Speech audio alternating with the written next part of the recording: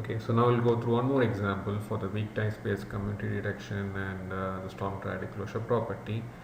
So for this graph, you see that for the edge node scores are like this, and let us say what happens if we set the threshold no score as 0. So since all edges have no scores above 0, all edges will be classified as strong ties.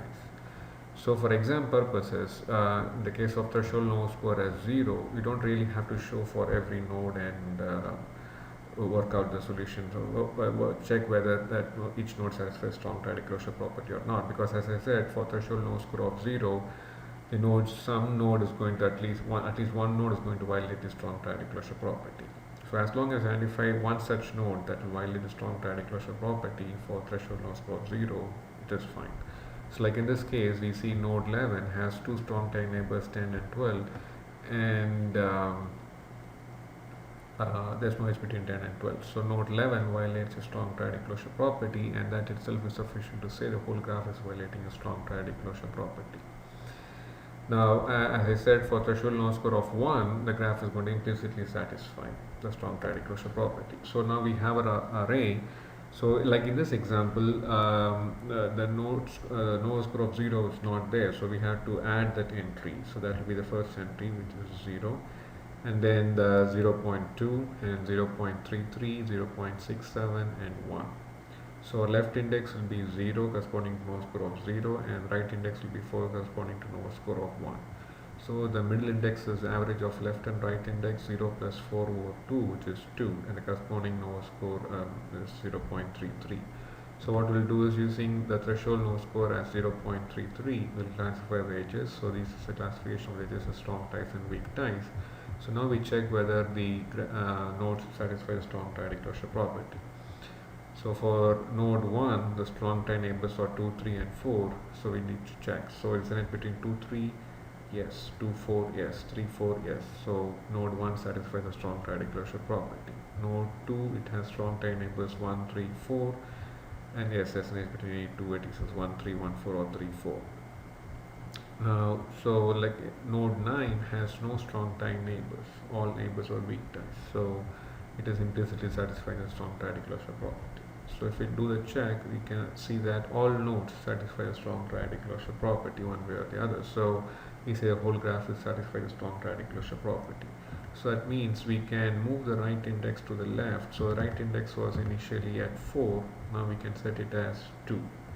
So the right index will be set at 2 and left index stays at 0. So the new middle index is 0 plus 2 over 2, which is 1. So now we need to check whether the graph satisfies the strong triadic closure property when we use the corresponding no score of 0.2 as the threshold no score. So this is a classification of the edges as strong ties and weak ties, and write down all the strong tie neighbors. Now we see for node 11, 10 and 12, they don't have an edge between them, so it's violating the property. So just because one node is violating the property, we can say the entire graph is violating the property.